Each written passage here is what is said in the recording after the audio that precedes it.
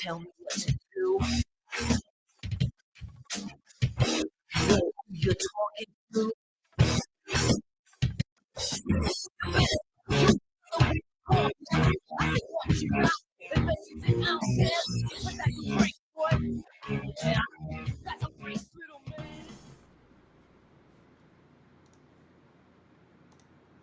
Let's fucking go, baby. Welcome back to this episode of Cope's Corner. I am your host, as always, Mike Copenaver, aka Real Mike. You can find me on Twitch, Twitter, YouTube, Facebook, all the likes of KOPESKORNER. Stoked to be here to talk about some UFC in our life. UFC 270, Francis Ngannou versus Cyril Gane is going down this weekend.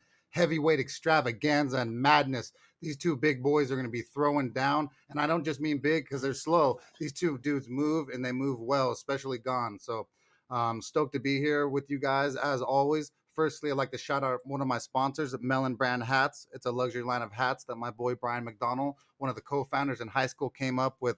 Really cool stuff, man. They all have really intricate patterns inside of the bill. The bottom of this one is suede. The top of it is leather. This is one of the luxury editions, one of them. So make sure you go to melon.com and go and get yourself a sick hat for this upcoming season.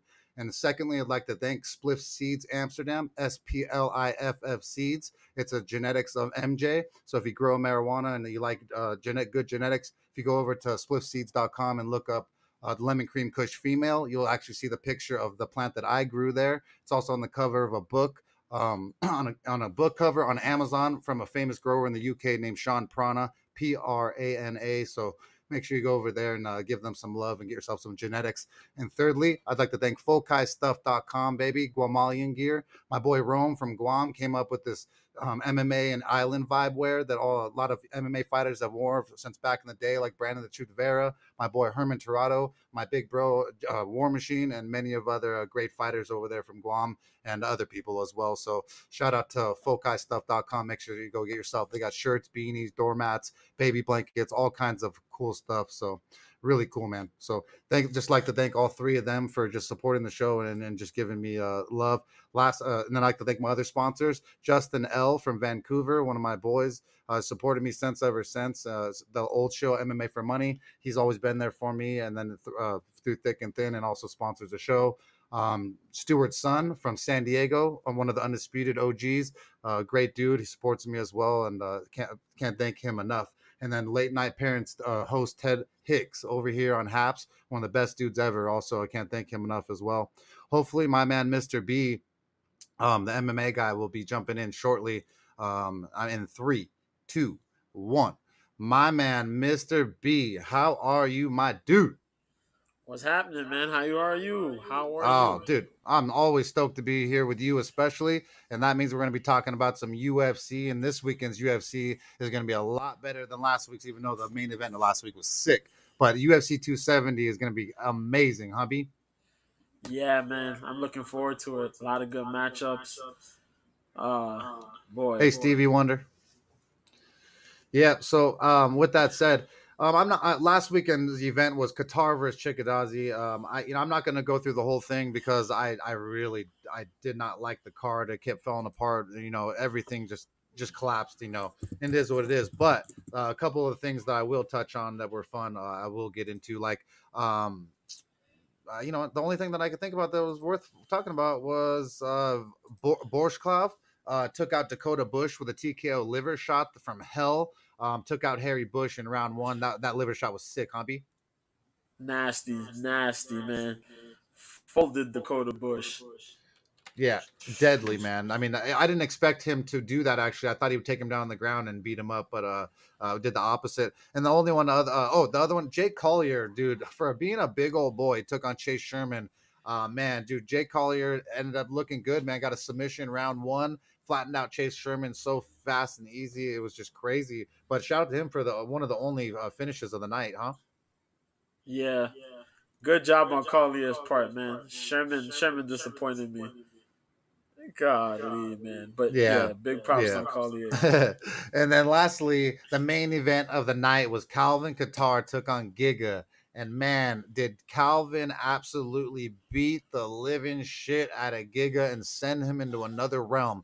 Giga's face was minced up from the elbows. His face was beat up from the punches. It was 5 rounds of just an absolute beatdown, man. And it's crazy because Giga still, after the beatdown in the hospital, because he's so minced up from getting the ass whooping, says that that would only happen 1 out of 10 times. The other 9 he wins. Dude, you got PTSD, you got CTE or something to say something so stupid. But Calvin Qatar, I mean, is Max Holloway just like blessing? He beat the hell out of Qatar. He beat the hell out of Ortega, and Ortega and Qatar both come back with vicious, vicious fucking shows, man. How about this fight, B? Facts, man. Calvin Guitar, man. Wow. That dude really did put a beating on Giga. Giga didn't even know how to really respond. Like everything he did was on point. Yeah, it was just amazing, man. Qatar looked absolutely unreal. The volume that he threw was absolutely incredible. There was no way that Giga has ever seen the amount of volume. But like I said, he learned that from taking out the storm of the Blessed Express. My boy Max Holloway, when he teaches these guys in the ring firsthand lessons. I mean, Ortega and Qatar both came back and absolutely dominated their fights after. So sometimes I guess you got to take that L, and sometimes you got to take that L in life and move on. I told someone today, I rather try something and fail than not try at all. I could learn from the failure. If I sit there and think about what I should have done and don't do it, I'll be more pissed I didn't do shit because I didn't even fail and I didn't succeed. Because I just sat there and just thought about it and had my thumb up my butt. So, you got to go and follow your dreams and do what you think. So, but Qatar, man, looked amazing, beating the hell out of Giga. I loved it. This was probably the only fight of the night where I was just like, fuck yes, man. I end up adding a late 1.35 units on Qatar, and I end up winning like $270 on them. So I was stoked. Sometimes on the show, I usually have my show bet, and then which unfortunately this week's bet lost. Dude, Brahimov. Oh my God, B. What the fuck, dude? Court McGee that didn't go for one takedown versus Carlos Condit when I thought he could when Carlos Condit loves being taken down. He didn't go for one. But what does he do with Ramiz, bro? Did he take all the steroids or something, bro? I don't get it. What happened with Ramiz? What happened? Yo, he bullied Ramiz, man. He bullied Ramiz. I'm shocked that Ramiz. I'm shocked that Ramiz got bullied like that. For real, that's really is. It's incredible. Yeah, I'm at a loss for words. For real. So yeah, so I couldn't believe that that actually went on. So it was what it was. So unfortunately, took the 1.35 L there, and not what you like to do, but sometimes it happens, and we'll bounce right back from it. But like I said, I did throw down the 1.35 units late on Qatar and ended up cleaning up, so it ended up working out well. But that's enough said for the Giga Qatar. I'm very upset. Let's talk about this. I'm upset with the watered down absolute garbage of a card they gave us for the first fucking card of the year. B, like, bro, like this. You know how many good fighters they have, and this is what they give us, bro. Yeah, it got hit bad, man. It got hit real bad. So it is what it is. That was the Qatar versus Giga. Shout out to Qatar for absolutely dominating the affair there. That was, like I said, a treat to watch in the sense. So, but with that said, we're going to move on to the UFC this Saturday. UFC 270, Francis Ngannou versus Cyril Gane. Former training partners, now foes. Going to scrap down in Anaheim, California. The fights will be at 6 p.m. Eastern Standard Time, so make sure you guys set your clocks. It's a little earlier than normal. So it'll be 3 p.m. Pacific Standard Time for the main card. So make sure you guys tune in for that. I believe that's the numbers on those. So the first fight of the night, we have a ladies fight. 2 chicks. I might fox with both of them, but don't tell my lady. Jasmine Jersdavicius is taking on Kay Hansen. And Jasmine, Jazzy as I like to call her, she's kind of cute, dude. 6-1. She's 32 years old. She's 5'7" with a 68-inch reach. She's on 2-fight win streak. Fights out of Canada. Number 1 out of Pennsylvania ranked. Number 2 in the United States at her pound. number one out of the U.S. Northeast. So she's really good, man. She last took on Julia Palastri and she won a unanimous decision on the Contender Series and actually got a contract. So you don't really see Contender Series people getting decision wins and actually getting a contract. So they must see something in this chick that I kind of see something in her too. She last took an Ashley Dean before that, won a unanimous decision, and then she lost a unanimous decision to Elise Reed when she was not as experienced. So you can't really hate on her there. This chick, she moves pretty well. She strikes well, but she also has a decent ground game, takedown game, and top control. So she fights at Niagara top team, and she has really good training partners. She's going to be a little bit bigger than Kay Hansen. Kay Hansen is 7-4 on her record. She's 22 years young, so a little bit younger. 5'2", 63-inch reach. So she's gonna be much shorter and have a reach disadvantage to my girl Jazzy. Kay Hansen is on a one-fight losing streak, fighting out of Fulton, California. She last took on Corey McKenna, and she lost a unanimous decision. Then she took on Jin Yu Frey, and she won by armbar in round 3. And then Liana Peroza, I don't even know who she is, so it doesn't even matter, one unanimous decision. So she lost to Corey McKenna, and this is what kind of trips me out is Corey McKenna is small. She was smaller than Kay Hansen was. And so they have Kay Hansen favorited like heavily, folks, heavily. Negative 240 for Kay Hansen versus Jasmine here, who Jasmine's got a longer reach and has the size advantage, man. And so I'm really feeling Jazzy here. I don't normally bet women's MMA because I gotta have like a really good lean, but like this one seems off, man. I feel like Jazzy could pull this off. I feel like she could by decision is most possibly the best route. I just think that the money line is wrong, man. So I right now it's plus 190 for Jasmine, negative 240 for Kay Hansen. I think I'm literally gonna do it because it's just wrong. I'm putting down half a unit on Jasmine at the plus 190 to win about 90, I believe it is. So it's just the line's off. So I know everyone's high on Kay Hansen. They're high on her because of her fans only, her OnlyFans account, and of a lot of other things on the internet. Cute girl, decent following, but I just I don't see it, man. I have to fade it. The line's just off to me. What do you say about this fight, B? Man, um, interesting match here, as you said. Jasmine is the bigger of the two. She would probably have a little bit of the better striking of the two. I think Hansen is favored though because of the level of competition she's faced and her jujitsu background. But True. um, Jasmine can make this a rough fight for her. So I'm gonna think that Jasmine does what she has to do to try to keep this at a decision. It'll be probably a close decision win. But yeah, What up, I Gary? can lean. Love you, dude. I can lean towards Jasmine here. Yeah, and What's you know, up, and you Gary? don't, and you don't even like. I don't even need to necessarily agree. I know we do agree all the time. I just think that it's just off the size disadvantage. Like, if this was two guys at this same size, would the smaller person be favored? Most likely not, right? So No, no. it is what it is. Appreciate you being here, Gary, and I appreciate all you guys here live. Can't do this thing without you. So yeah, like I said, I'm throwing down a half a unit on Jasmine to do the damn thing at plus 190. I know it's going to be a little risky, but it is what it is. I just think that Kay Hansen's a little smaller, and I think she could be bullied around. And I could see a decision victory happening so easy for Jasmine. We shall see. The next fight of the night is Matt Frivola. He's taking on Gennaro Valdez. I want to let you jump into that one first, B. Yay. Hold on. Gotcha. So, Matt Frivola versus Gennaro Valdez, lightweight fight. Steamroller Matt Actually, Frivola. sorry, I had a perverted thing that I was gonna say. Not even perverted. Since I'm gonna be me, if we had to pick one of those girls, B, which girl are you taking home from the club, Jasmine or Kay Hansen? I'm taking Jasmine. I like long legs, but you tell me. Hansen's lower half is very appealing. So But you got to pick one girl. You don't got to be as in depth as me, but you got to pick one to take home. They both want you. We're at the club. It's 1 a.m. I've been buying you Henny all night, and now one of these girls want to go with my man B. Which girl? Short and stout or long and strong? I'm gonna take Jasmine because K looks weird to me.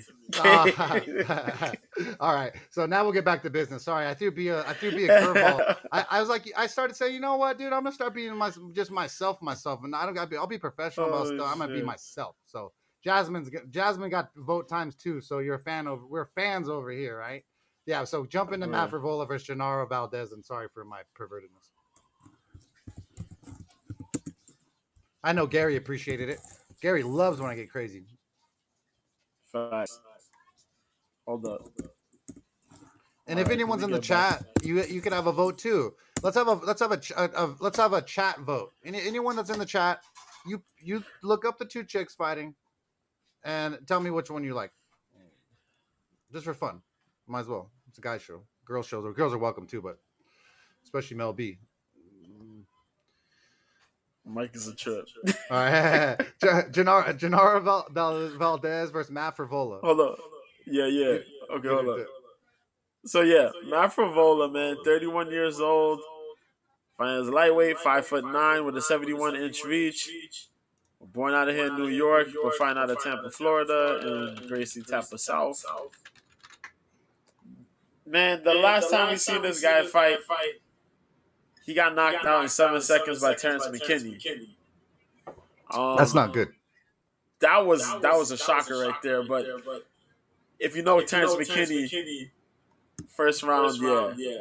Yep, round 1. But he's currently riding a 2-fight losing streak where he lost to McKinney and he lost to Armin Sarukian. But before that, he beat Luis Pena by split decision and beat Jalen Turner by unanimous decision. He had that draw with Lando Venata, lost to Paulo Reyes sometime back. A dog in fights. He likes to brawl a little bit, would love to wrestle, scramble. Really is durable. Really durable. But he's going up against Gennaro Valdez, who won a contract last year. Well, last season on the Contender Series. Undefeated right now, 30 years old, 5'10" with a 71-inch reach. Representing the Interim Gym.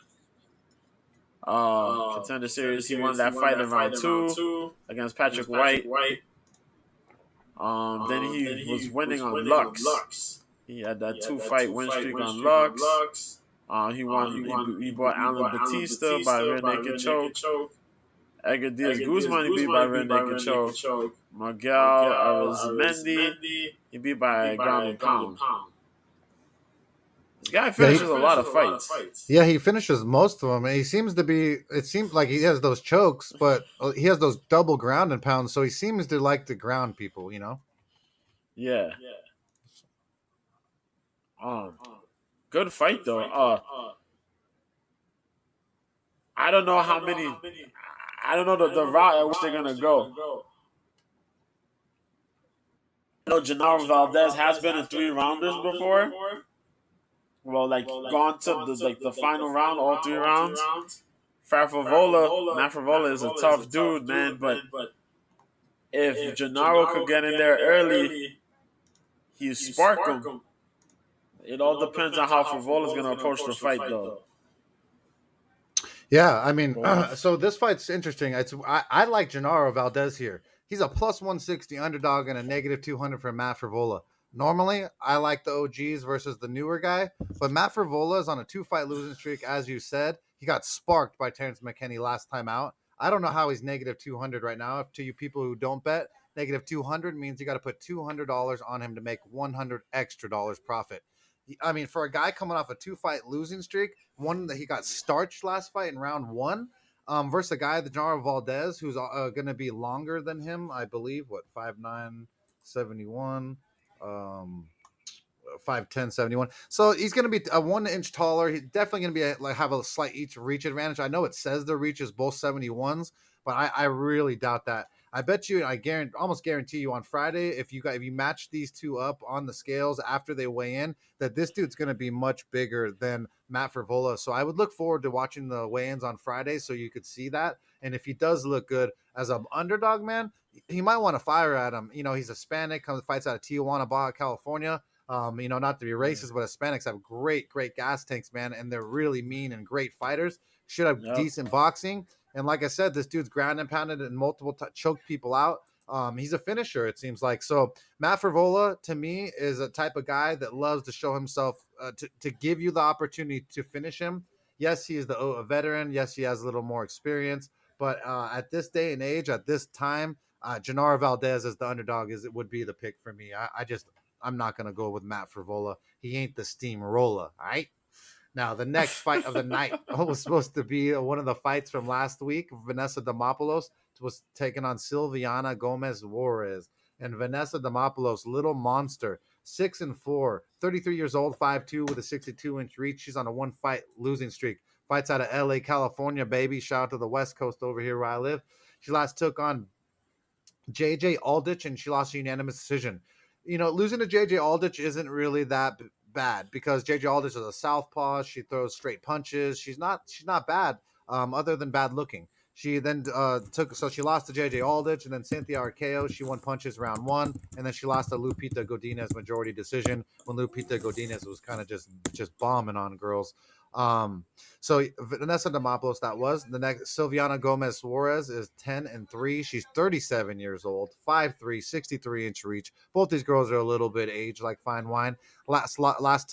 She's on a one-fight losing streak. She fights out of Argentina, and she's born in Argentina. So shout out to the Argentinian barbecue, baby. That entraña, fire friggin' steak, dude. And then she took on Lupita Godinez last time and got armbarred round 1. Absolutely smoked. Lupita Godinez is strong though, so they both have a familiar foe. And she beat Gisela Pereira, who's 4-6 by strikes round 2. The girl was 4-6 though, bro. Like, you better beat her, man. This is gonna be an easy win for Vanessa Demopoulos. I just don't even see how this is a thing. -140 for Vanessa Demopoulos. Juarez is a +117. Man, if this was a pick'em, I would bet Vanessa, and I don't even like it. But I'm picking Vanessa, easy win, money line. I'm not betting it, but -140, I'm picking her. What do you got, B? I'm taking Juarez, man. Oh shit! I'm going against him. I'm taking trying to Juarez. go against your boy, huh? Yeah, I'm taking Juarez. As much as I like Demopoulos, man, Demopoulos is not evolving, yo, and that's the problem. That's the problem. She takes a lot of punishment. True. But her fight IQ be somewhere through the window sometimes. So I'm gonna take Juarez because Juarez and our boy over here, Valdez, are from the same camp as our boy in the co-main event, Brandon Moreno. Oh shit! I'm gonna take Juarez in this one. I think Juarez will come in with a good strategy. Try to pick the pockets of Demopoulos with the strikes a little bit. There's going to be some fumbling in the ground. I know that. But I think Juarez will eke the win out of here. Yeah, possibly. Like I said, this should be a pick'em right down the middle, and it's not. So that's why I'm not betting it because it's not a pick'em. The line's off. You favored the person with the right side. It's kind of dog or pass in the sense of that for any real bettors. But I just think Demopoulos is better. But we shall see. I think she's stronger. But we shall see. The next fight of the night. Yeah, it's going to be a hot fight. And the next fight of the night, Tony Gravely is taking on Simon Oliveira. Tony Gravely is 21-7. He's 30 years old. He's 5'5" with a 69-inch reach. He's on a one-fight losing streak, but he fights out one of the best camps in the world, ATT Florida, baby. He last took on Nate Menes, and he lost by counter hook to ground strikes round 2. Then he took on Anthony Burchak, OG veteran, and he won left hook to hammer fist round 2. Then he took on Geraldo De Freitas, and he won a split decision. Lost to Brett Johns before that, too. Veteran of the UFC now. You could say that with all the experience he has. Lost rear naked choke round 3. So this dude's not only been knocked out, he's tapped out. I don't like either. You know me, B. If you've been knocked out or tapped out, I don't like betting on you. Now we got Yeah. Simon Oliveira, 30 years old, 5'6" with a 60. That's the weirdest number. 66.9-inch reach, bro. Okay, come the fuck on, bro. 67 or come on, 66.9. It's like a guy trying to be like, bro, I'm 5'10", bro. I'm 5'10". Bro, you're 5'8". Let's just get it straight. But either way. So 5'6", 67-inch reach I'm going with. I don't care what it says. 5-fight win streak. This dude last took on Jose Alday, is really a really good fighter in my opinion. He won a split decision on the Contender Series. Then he took on in Pancrase 311. He won by front choke round one. Waturi Murmura, who's 12-2-2, so a decent fighter, and then he beat a dude guillotine choke who's 7-2. So this dude's finished pretty much every single one of his fights besides Jose Alday. You could say there was a little bit of fright in the fight that he had because you're in front of all the lights, the cameras, Dana White. It's definitely a little bit more stressful than you would like it. Right now, odds makers have it plus 195 Oliveira, negative 250 for Gravely. Bro, I know I smoke weed, right? But like Tony Gravely worth negative 250, bro? Bro, get into this, dude. I'll pick after. I'm sick. Oh man, yeah, Gravely is gonna be sized up as the favorite in this one because of his wrestling, but he is susceptible to submissions, Yeah, and I knocking see out. that's why they put him here against Oliveira, and that sucks because that makes my pick very difficult. I know. Yeah, because this boy Oliveira is submitting folks. It's like for real submitting folks. 11 on top of that, 11 submissions. So it makes it very, very difficult. I want to lean towards Gravely, but I It's wouldn't be hard. surprised if Oliveira catches him. I know. So I have so what's hard to me right now on this card is twice the OG.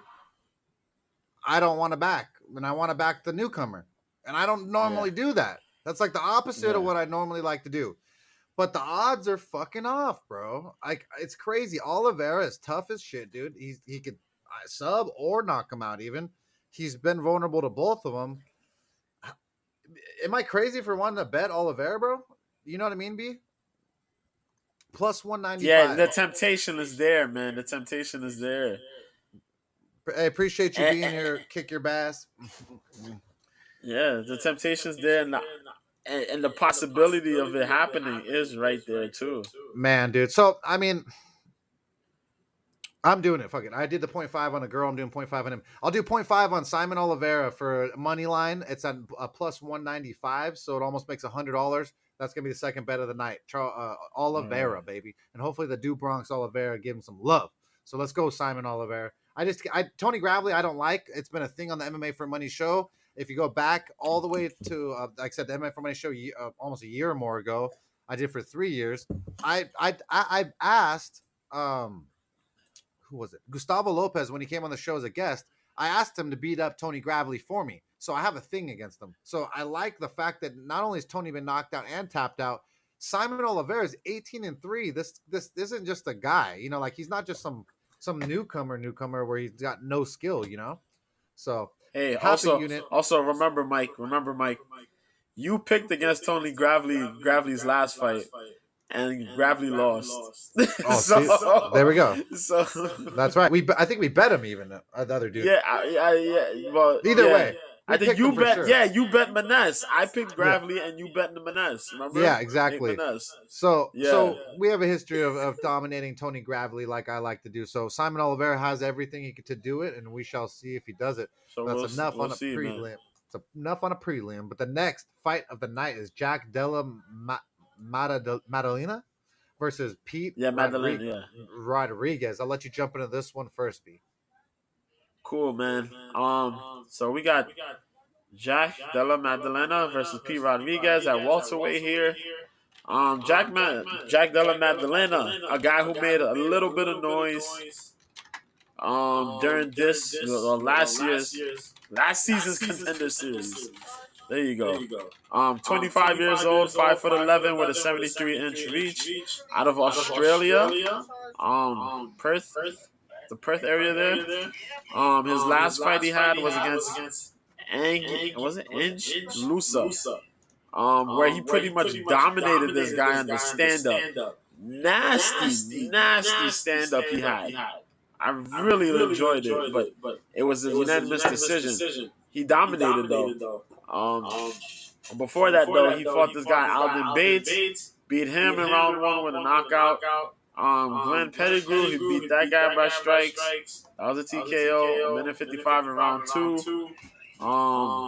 There was a stoppage by cuts. A lot of knockouts, a couple submissions. But this dude is really polished in the stand-up. Yeah, he's sick. He caused a lot of waves during that season. Yeah. He's going up against Pete Rodriguez. Now, Pete Rodriguez is 4-0. Dead game. He comes out of the Icon Fighting. Yeah, Icon Fighting Championship. You catch that at UFC Fight Pass. 25 years old, 5'9" with a 73-inch reach as well. Out of Dominant MMA. Fighting out of Arizona. So, he fought this guy, Roberto Pixley, won by punches in round 1. Jose Luis Rios beat him in round 1 in 41 seconds. Yes, sir. Guzman, flying knee to ground and pound, 10 seconds into round 1. And George Aaliyah, ground and pound, a minute 25 into round 1. He also has a holistic amateur record where he only lost 2 fights. Won about 7 to 8 of them. And most of those were won by knockout as well. Yeah, it seems to have heavy hands. Yeah. But so this looks like to be a showcase fight for Magdalena, but Pete Rodriguez can make this one nasty and probably take the win home as well. What up, Tony? But yeah, I'm thinking that this is gonna be the show-off fight for Magdalena. This is right up Magdalena's alley against a guy like Pete. And with that said, I'm gonna lean towards Magdalena in this one. There's an echo, huh, Tony? Hold on. Yeah, there's an echo. What's crazy? My echo cancellation's on. Oh, okay, it's gone. All right, cool. Yeah, so this one's a weird one. So Pete Rodriguez, heavy-handed dude, fight Mexican. I'm part Mexican, so maybe biased, dude. Like these gas tanks, good. The hands are usually good on the Hispanic fighters. They get a lot of training partners down there in Mexico, Tijuana, and all around the surrounding area. You get some savages over there, but Jack Della Magdalena is dope, man. Great striking, really fun to watch. Like you said, you saw him just piece up the dude on the Contender Series. That's why they have this dude's favored greatly. Jack Della is negative 335, so you got to throw $335 to make 100 on him. Pete Rodriguez is a plus 255 underdog. So with that said, because Jack Della I know can go 3 rounds for sure, and actually keep the pace and the volume. If you did like the underdog Pete Rodriguez, I think a possible bet for you if you wanted to bet him would be Pete Rodriguez by KO TKO, because that seems to be the way he likes to win. KO TKO is a plus 450. So you could debate between the plus 450 KO TKO or just take him the money line at the plus 255. But I like the extra juice on the plus 450 for Pete Rodriguez in the sense of that if he's going to win, that's how he's going to do it. But Jack Della is good, man. He's shown me everything I need to see for an all-around mixed martial artist. I just haven't seen his chin clipped or touched at all. So I'm going to be going with Jack Della, but don't be surprised if Pete Rodriguez knocks this dude into another century, So, yeah. So the next fight of the night is Michael Morales versus Trevin Giles. I'll let you jump into this one first, B. Cool, man. This is gonna be another one of these Contender Series guys. So let's go. Was the echo me? Lame. Let me see. Yo? You're good. Okay. Michael Morales is 12-0. What the hell? Hold on for a second. I'm trying to look for something. Okay, hold on a second. Sorry, I threw a curveball. Michael Morales is 12 and 0, 22 years old, 6 foot tall with a 79-inch reach, fighting out of Ecuador. Well, born in Ecuador, fighting out of Tijuana, Mexico, out of Extreme Finesse Machada. Yeah. Yep. As we said, undefeated. Came during last year to the Contender Series, beating Nikolai. Okay, Veritenikov. There you go. By unanimous decision. Before that, he beat a guy by the name of Miguel Arismendi by KOTKO round 2.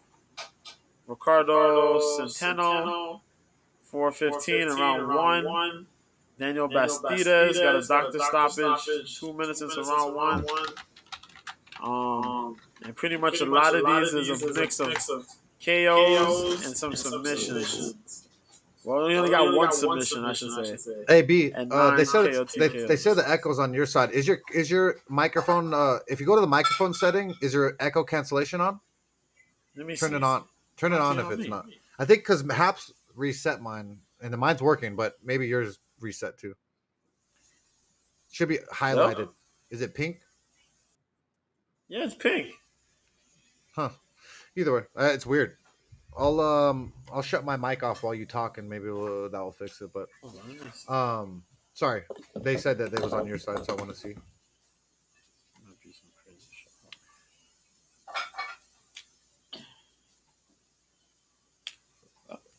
But yeah, so with this fight with Trevin Giles versus Michael Morales, I don't know what it is with this card. I don't know what it is. I want to pick every underdog almost on here versus the OG, and it's the opposite of what I do every time. Trevin Giles, I should be picking automatically. He should be winning this easily with the experience he has. He's 14-3, 29 years young, 6 foot, 74-inch reach. He's on a 1-fight losing streak. Fights out of Houston, Texas, baby. Shout out to the Houston barbecue. Texas barbecue at that. He last took on Duplessis. I might have messed up his first name, but I killed the last one.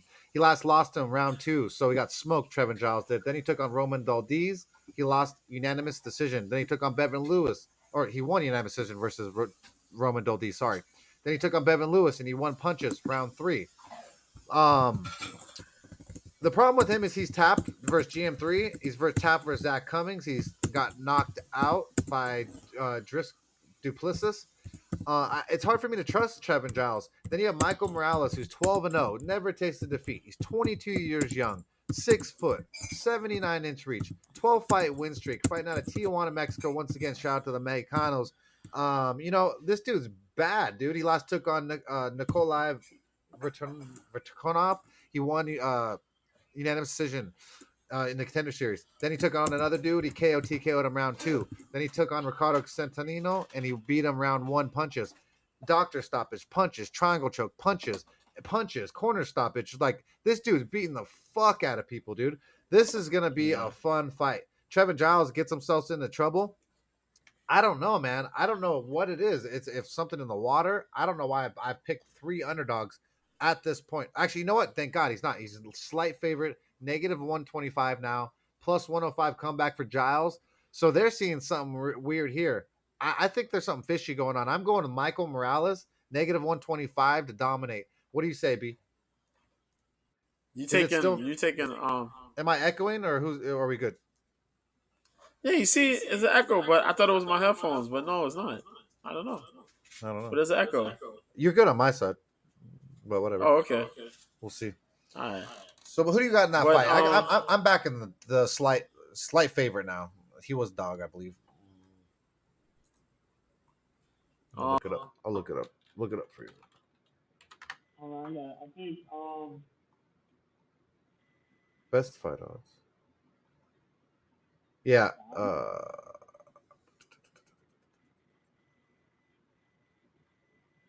Yeah, no, he's been a 125 favorite, or I don't know. It doesn't show the opening line. It's weird. It's strange. But I think this dude. See now we can't hear you. That's weird. Now we can't hear you good. Not good, no. Huh. I don't think we've ever. Yeah, we hear you. You're good. Okay. Who you go got ahead. in this one? I got Michael Morales, dude. I'm gonna take Morales as well. Okay, cool. We spent a decent amount of time on that. I think this kid, there's something about. Whoa, that echoed big time. Jesus. Um, Okay. I don't even know how to fix that. All right, there we go. Okay. That was on me. Okay. Okay, cool. All right, so yeah. Okay. Now what was I gonna say? All right, next fight of the night. Ione Barcelos taking on Victor Henry. Sorry guys for the little stutter step there. We're trying to fix that echo there, and then live shows. There's always going to be technical difficulties. But there's no live producer that gets paid a ton of money to do it. It's just me, myself, Irene, the Chronic Fiend, and Mr. B, and the KOPE. So bear with us. Ione Barcelos is 16-2. This dude is sick. 34 years old, 5'7", with a 67-inch reach. He's on a one-fight losing streak, fighting out of Rio de Janeiro, Brazil. The Brazilian barbecue. Shout out. Last took on Tamir Valiev, and he lost unanimous majority decision. Then he took on Khalid Taha, and he won unanimous decision. Sedner Murdoch, he won unanimous decision. This dude's obviously jiu-jitsu game sick, but his striking is what's getting better and better as he gets older. Victor Henry is 21-5. He's 34 years old. He's 5'7". This dude's on a one-fight win streak, fighting out of LA, California. Shout out to LA, baby. Last took on Albert Morales. I believe he was a UFC veteran as well. He won the rear naked choke round 2. Then he took on a dude named Dennis Leverentiev. He lost unanimous decision, and then he beat a dude who was 27-13-5 and risen 21. And he beat him right straight in round 2. This dude looks like he's been fighting in Risen before. He's got a lot of experience. He has not been finished. So this is probably going three rounds. That's hard to say because Ione Barcelos is a motherfucker. I'm going with Ione Barcelos automatically. He's winning. Like I 100% think Barcelos is winning either by submission or KO TKO. He's a negative 525 favorite. No shit, real Mike. No kidding, bro. You picked the 525 favorite, bro. And I can't believe that you fucking picked the money line on that, dude. Yeah, Barcelos is winning, but Victor Henry, man, I think he's gonna last all 3. So if you like Barcelos, possible maybe by Barcelos by decision might make you something plus 150. I like that way better. That could work, but you know it is what it is. I got Barcelos. Who do you got, B? I'll take Barcelos. Henry is gonna make it a little bit rough. Because of that pancreation background he got, that catch wrestling style as well. But I think Barcelos could do more than enough to handle Victor Henry. Yeah. So yeah, I'm gonna take. That's a tough. Hey, but imagine this, bro. Like, I finally made it to UFC, dude. You get Ione Barcelos for your first fight, bro. Oh, thanks. Exactly. Thanks, guys. So, like, you don't like me at all, huh? You just want to throw me to the wolves. But either way, Victor Henry is good. He's no slouch. This is a big step up. This is the one OG versus the newcomer, where I'm back in the OG and Barcelos is the OG in this circumstance. But he's also 525 favorite, so I'd rather pick him by decision for the plus 150, like I said. So that'll probably be best bet for Barcelos. Next fight of the night is the last one on the prelims. Ilya Takura taking on Charles Air Jourdain. You want to first be or me? No, you can go ahead. Okay. Go ahead. Ilya Tapura is 11-0. El Matador, he calls himself. This dude's sick. I freaking love him. 24 years old, 5'7", with a 69-inch reach. 11-fight win streak. Let's see. Last took on Ryan Hall and absolutely dominated ground and pound round 1. Wasn't scared at all of the Minari rolls. Wasn't scared of the leg locks. Didn't give a shit about anything Ryan Hall had to do and just beat the hell out of him, which I love. Then he took on Damon Jackson. He won punches round 1. Then he took on Yusuf Zalal. He won unanimous decision. So he's won all 3 fights here in the UFC. And Charles Air Jourdain, I believe, is taking this on short notice, right, B? Yeah. And so, yeah, your mic's weird again. It's Charles Air Jourdain, 12-4-1. Yeah, okay, you hear me now. There we go. 26 years old, 5'9", with a 69-inch reach on a 1-fight win streak, though. Taking this on short notice, but dude, he's a good fighter. Last took on Andre Ewell, won a unanimous decision. Andre Ewell's he's all right. He's not mixed well enough where I could give like a ton of credit for that win. But then he lost Darce choke to Julian Erosa round 3. You know, that's where you lose me. Like you lose me like completely. because Erosa and Tapura are two different beasts, and Ilya Tapura's striking is sick, man. He has a decent ground game too, so he does not care to. He's not worried to go on the ground. So I just like Ilya Tapura. No shit, Real Mike once again negative 575 favorite, folks. Woo, shit. I mean, it is what it is. Maybe by decision. Let me see. Ilya Tapura by decision plus 300. Okay, I can fucks with that. Plus 300 by Ilya Tapura. That's my pick, or that's what I would do with this bout. I would do Ilya Tapura by points plus 300, negative 575 favorite. You're getting value. What do you got, B? Well, Jordan seems to be hungry. My man Coming Ted back. Hicks, Justin L. Love you, dudes. Facts. Jordan's been hungry, man. He got that new contract after he beat up Yule. Toporia's a tough out though, man, and a secret weapon in this division. I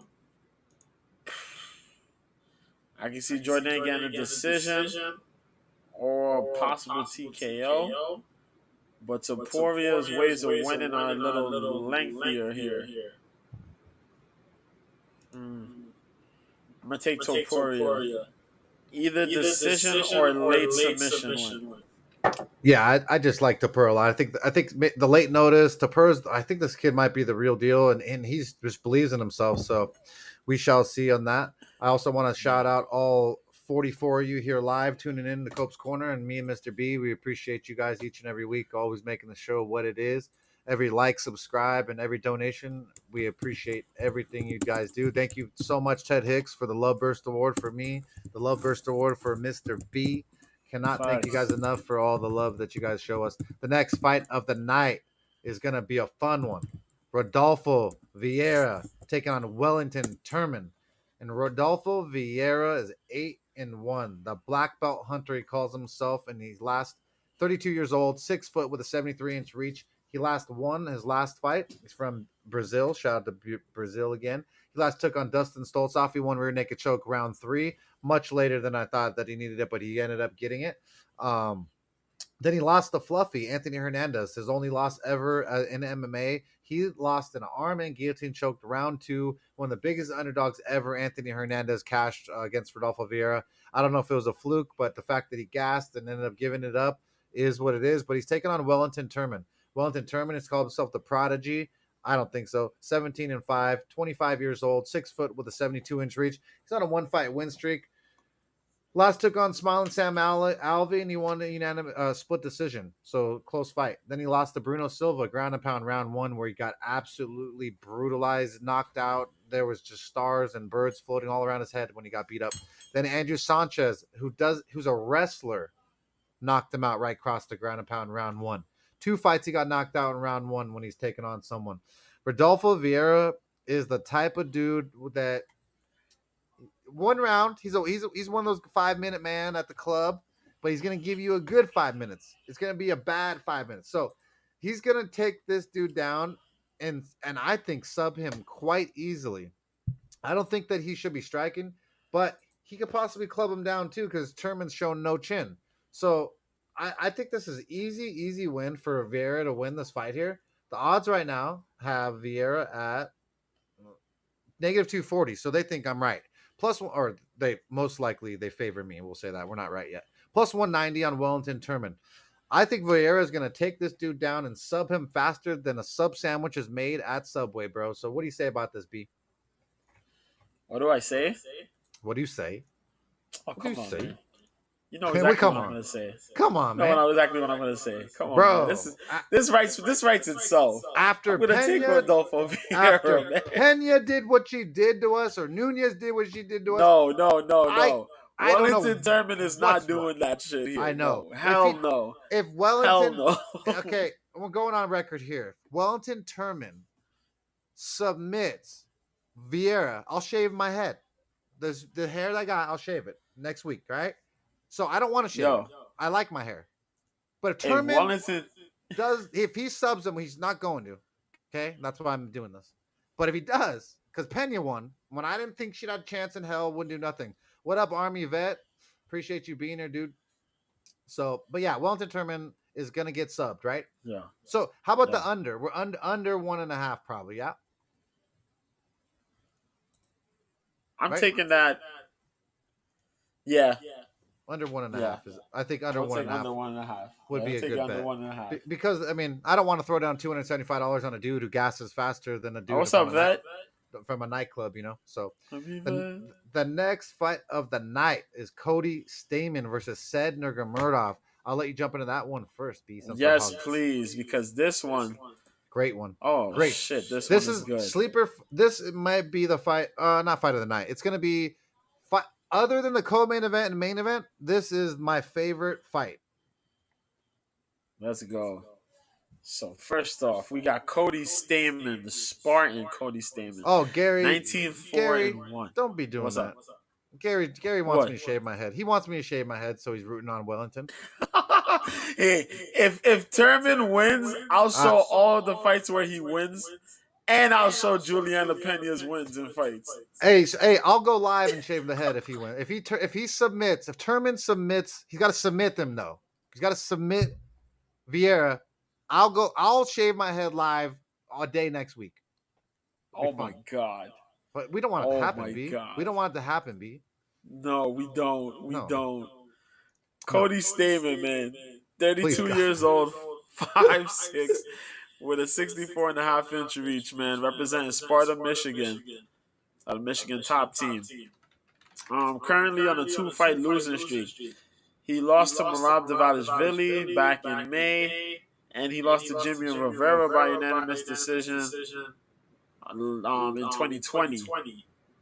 Shout out to Jimmy Rivera. He's in bare knuckle. He's supposed to be fighting next month. I can't wait for. I'm stoked to see. He's got heavy hands, bro. Yeah, it really does. So I'm looking forward to seeing him. Before that, though, he beat Brian Kelleher. He had that draw with Yadong Song, and then he beat Alejandro Perez by unanimous decision. Guy got improved hands, but his wrestling is really solid. You know. He's going up against Saeed Nurmagomedov, though. 14-2. 29 years old, 5'8", with a 70-inch reach. Represent that Dag fighter team. Last fight he fought Mark Striegel, where he won in the first round with a left hook and ground and pound. Lost to Roundy Barcelos by unanimous decision. Then he beat Ricardo Ramos with strikes in round 1, body kick and punches. 2 minutes 28 seconds in round 1. Beat Justin Scoggins by split decision before that. We understand the deal here. Saeed Nurmagomedov, the Sambo background. He's more developed in the striking, but he likes to use his wrestling as well, submission skills. But you got Cody Stamen, and Cody's pretty damn good. Great wrestler. Stamen is really good. Yeah. But we got Saeed here, and Saeed pulls off that wrestling. But it's gonna be, I think it's gonna be a matter of a game of inches here between these two. The striking will probably nullify itself, depending. But should be a really good fight. As far as who wins,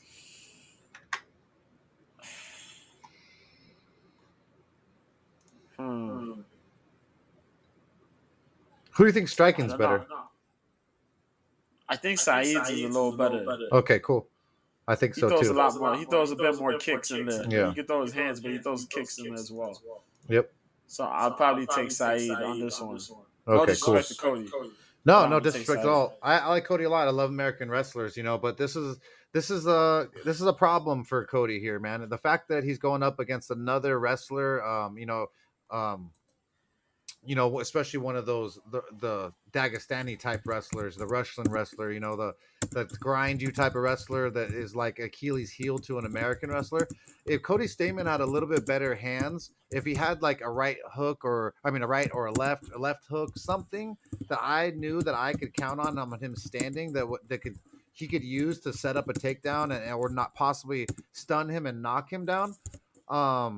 I would be a little bit higher on him, but Syed is no joke, man. His wrestling is equal to or better.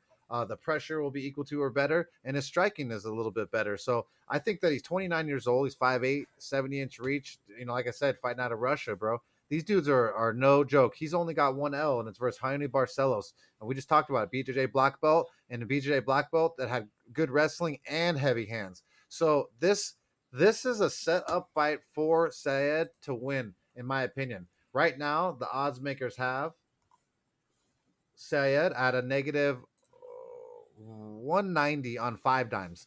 I'm picking Syed here to win. I'm putting on the money line. 1.9 units, $190. I'm going on Syed to win this thing. I think his wrestling is better, his striking is better. That should lead us to a victory there. Possibly though, we'll see, by decision could be a very decent no, it's not. Plus 104 for him by decision. So even they think it's going to do that. So I like Syed here. I'm going on the money line because he could sub him to or do something crazy on the ground. So I just rather do the money line. 1.9 units going down on Syed. I pretty much the last bet of the night, so that'll be the third bet. I just think it's going to be a good one here. So next fight of the night B is Michelle Pereira, right? Yes, Michelle Pereira. Cool. All right. I didn't want to jinx it because last time I said it, he got canceled. Michelle Pereira versus Andre Fiallo. I didn't say it last name. Yeah, Fiallo. I didn't say it very good. Michelle Pereira is 26-11. He's 28 years old. He's 6'1" with a 73-inch reach. He's on a 3-fight win streak. Fighting out of Brazil. Last took on Nico, the hybrid Price. He won a unanimous decision in a fun affair. Then he took on Chaos Williams, and he won a unanimous decision. And then he took on Zelim Imedov. He won by rear naked choke round 3. What's crazy? The legal knee he lost to by Diego doesn't really count.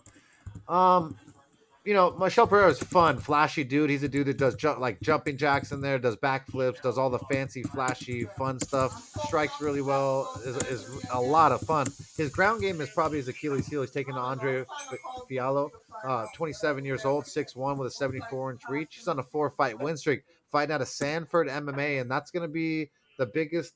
That's the best thing about him, man. He's training one of the best camps, Sanford MMA, with Henry Hoof. And a bunch of the best fighters in the world are all over there. So he last took on Stefan Sekulik, and he won elbow and punches round 1. And then Lincoln Puig, who's 10-3, KO TKO round 1. And then another dude punches round 1, Sang-Hon Yu. So, and he beat up James Vick, which I love so much. So now I'm like, yeah, I like Fiallo even more because he beat up James Vick. So, what do the odds have right now? The odds have,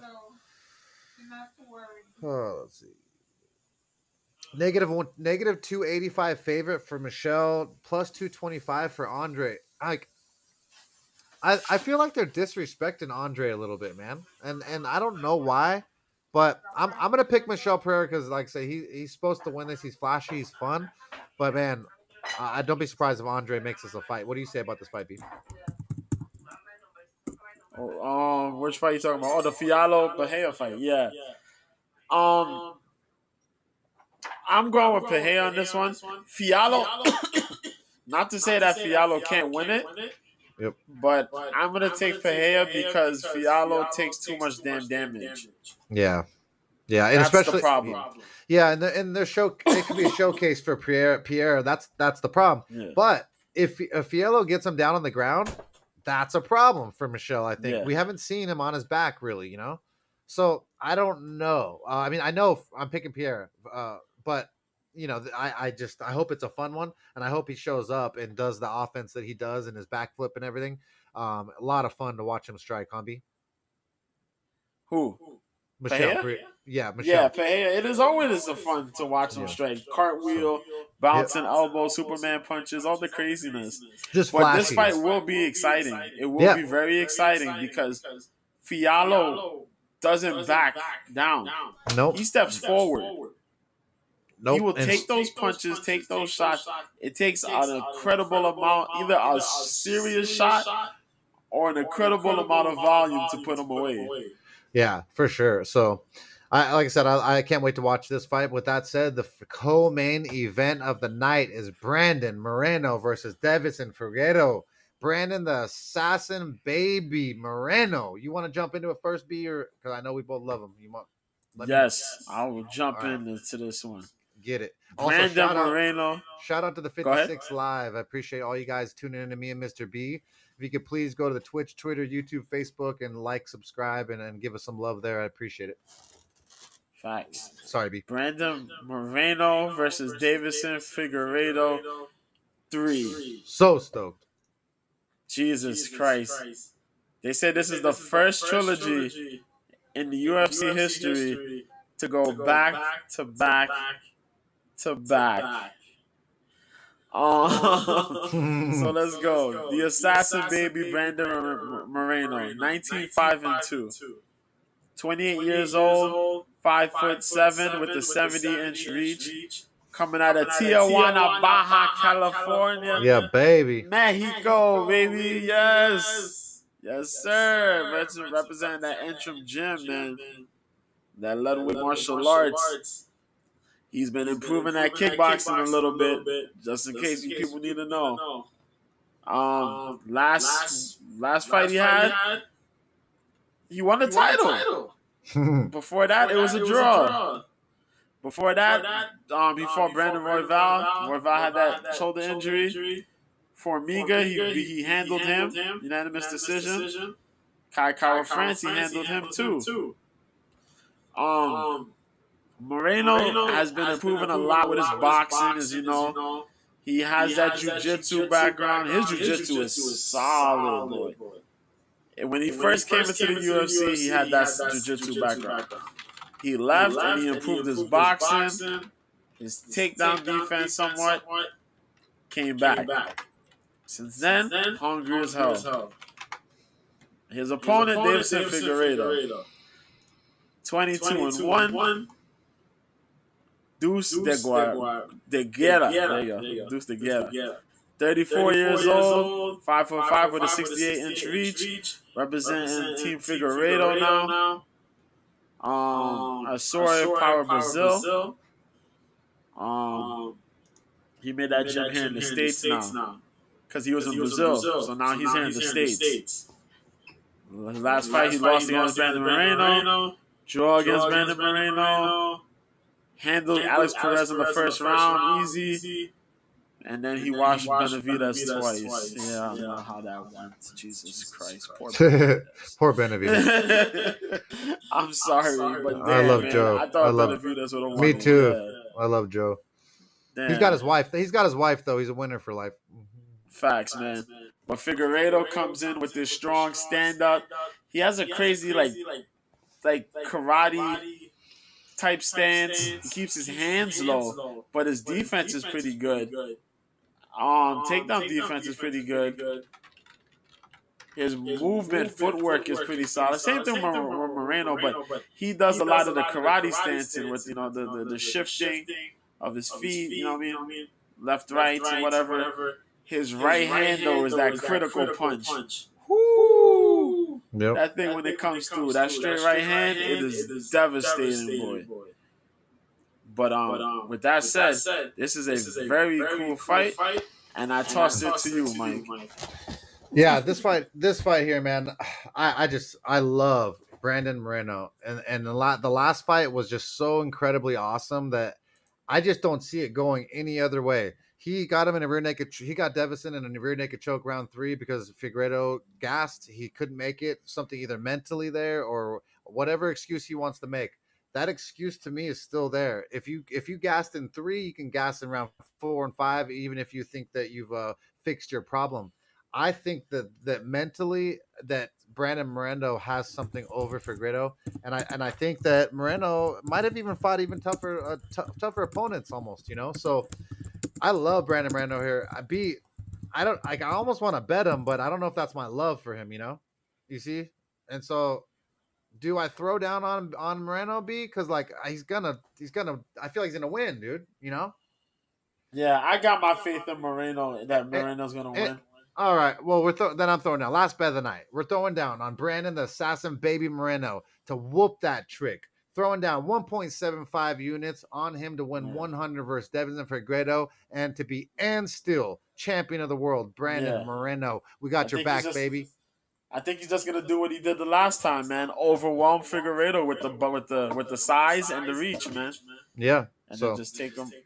Either way, it's going to be a fun one, super exciting. Like after last week's card, this one is a much better, and at least we got a lot more exciting fights on the card. And with that said, it leads right into the heavyweight extravaganza. Francis Ngannou taking on Cyril Gane.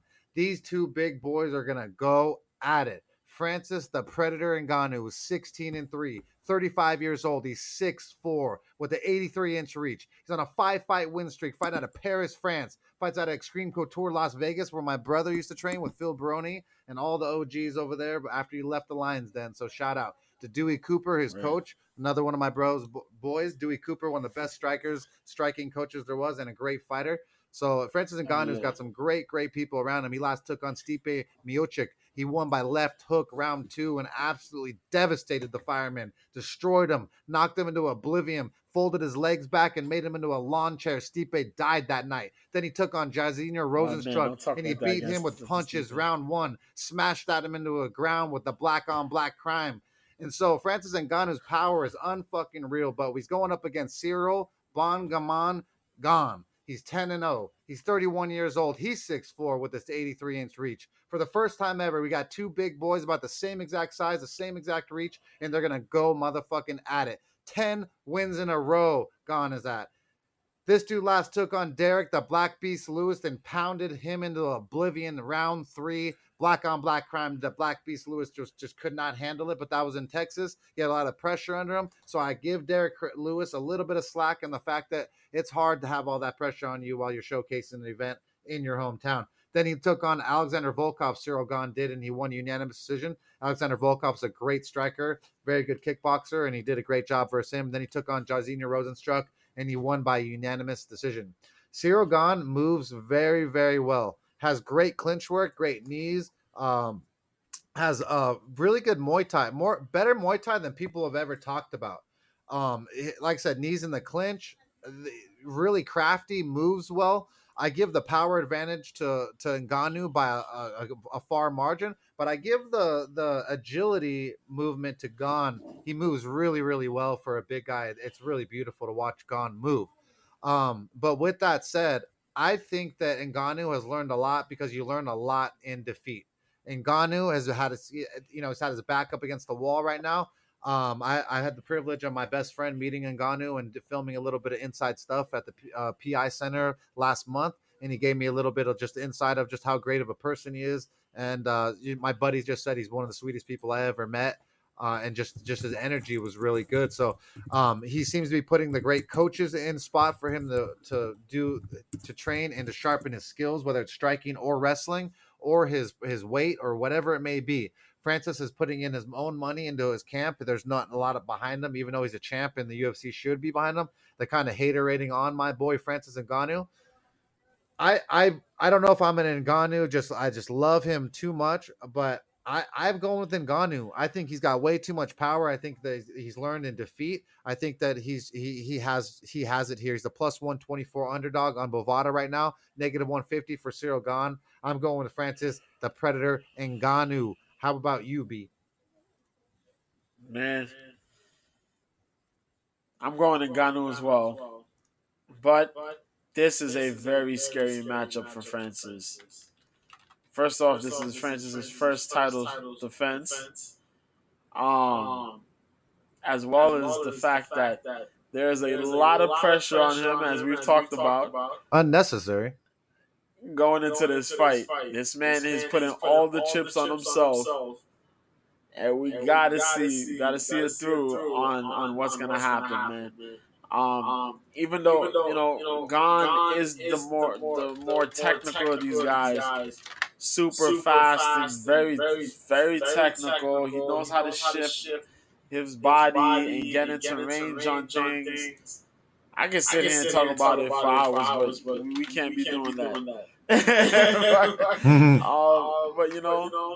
we're going in with Ngannou because Ngannou is improving. He's improving, and we've seen enough out of Gane to know what Gane is bringing to the table. We've seen so much out of Francis being the KO guy, and in his one fight where he won the title, we seen the patience out of him.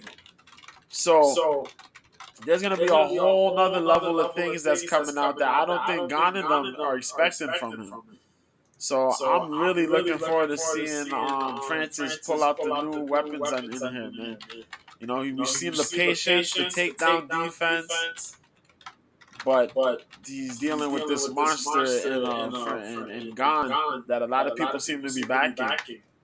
So Yeah, and so everyone right now is steaming Gane. He's the favorite now. Francis Ngannou opened up as a slight favorite, and now the public has bought down Gane to the point where Francis Ngannou, the champion of the world, is now underdog plus 124. It's super disrespectful almost than the fact that you see the champion getting this. If the UFC wasn't pressuring him so badly, if he didn't have all this shit on his plate, I would just really, really would do it. It's right here, Army vet. This is the Ultimate Fighter jersey. My brother's right here. facts. So this Team Sarah Ultimate Fighter season 6. So yeah, dude. So with this one, man, I'm really like I can't even fire because of all the bullshit that my boy Francis Ngannou is going through. So for the fact that he, you know, he's such a good person, he goes back to his home country, he still digs freaking in the dirt, still freaking goes back and gives love to his tribe and his people. I love that shit. So I'm going with Francis Ngannou. I if he didn't have the pressure from the UFC and all the jibber jabber going on, I would be betting him at the plus 124 underdog. I think it's crazy, but we shall see on Friday if the big money comes in, and towards Saturday as well. He might even be more underdog. So if you do like Francis Ngannou, you might want to wait towards fight later in fight week Friday to weigh-ins, or Saturday even right before the fight. You might get even better odds on Francis the Predator Ngannou. So with that said, that's UFC 270, and we got 4 bets on this card, a little bit more than normal. We got Brandon Moreno. Let's see, who do we get? Oh, dude, so we got Brandon Moreno, right? We got Simon Oliveira for that. We got 0.5 units on Simon Oliveira at the plus 195. We got 0.5 units on Jasmine Jurdavicius at plus 190. I'm missing one, huh? And I think you took Valdez. I took Said. Oh yeah, you took Syed. Syed money line negative 200, negative 190, 1.9 units on Syed Nurmagomedov to make 100. So 4 bets: Sagner Nurmagomedov, Jasmine Jurdavicius half unit on Simon Oliveira money line, and then the full money line on my boy Brandon Moreno to be champion of the world. And those will be the 4 bets for Cope's Corner for this week. Really can't thank you guys enough for always tuning in to me and Mr. B, the 60 here live. With that said, I'm going to just jump into a couple 3 minutes of cryptocurrency. Cryptocurrency, a digital currency as it's called, based off blockchain technology. It's basically a digital ledger in the sky, and it also does many other things as we go through in the future. But point of this is investing. Today's a down day, and I love buying shit on down days. The blood in the market means if you haven't bought anything before, that it's a perfect time. So if you don't have Bitcoin, you don't have Ethereum, you don't have Solana's a good one, SOL. Dude, Polkadot DOT is a great one. Buy DOT is a great buy right now. It's down 8% in the last 7 days. So even then, it's still down. I think that's down almost 100% since its high. So you'd want to buy stuff on its lows like this. So a day like this where it's bloody and everyone's crying about their money being down, that's a day when I like to buy. So when you guys do get paid, if you do get paid on Friday, it might be a good time to throw some money into some stocks or crypto. Like I said, I was just talking about cryptocurrency. So it would be sharp. Bitcoin fell down to 41,000, almost 42 right now. So it was almost at 70. So you're getting almost, almost half off, So with that said, Mr. B, you want to shout out your Twitter handle? Sure, man. Catch me on Twitter, Mr. B at Mr. B 1986, and you catch me here on Haps as Mr. B the MMA guy. Awesome, man. Well, I can't thank you enough, Mr. B, for being with me here and talking and shooting the shit. Appreciate every single one of you guys here that tunes in and makes the show the show. And with that said, until next week, until me and Mr. B come back to cash these bets.